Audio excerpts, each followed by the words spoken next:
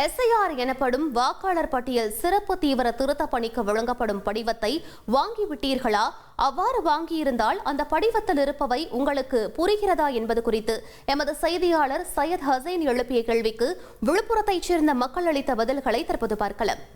இதுக்கு இன்னொரு அட்வான்டேஜ் அப்படின்னு நம்ம பார்த்தோம்னு சொன்னால், இப்போ பார்த்தீங்கன்னா இரட்டை பதிவுகளே இருக்காது. ஒரு வாக்காளருக்கு 2 ஓட்டு இருக்கும்.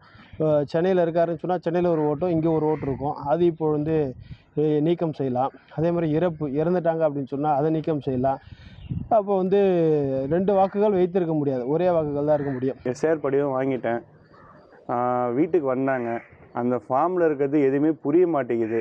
அது எதுக்கு பண்ணுறாங்கன்னு அவங்களுக்கும் தெரியல, நமக்கும் தெரிய மாட்டேங்குது. படிக்காத பாமர மக்களுக்கு இது முழுமையாக புரியாது.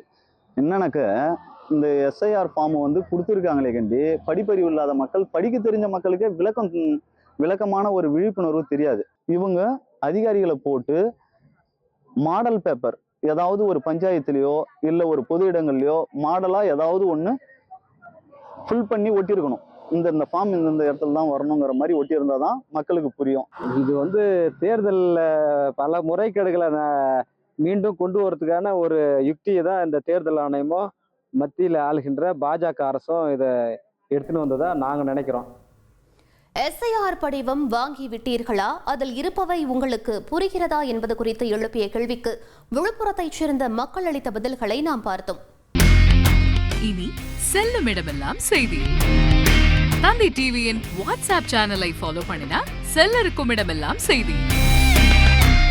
இதோ QR கோட், இப்பவே ஸ்கேன் பண்ணுங்க, ஃபாலோ பண்ணுங்க.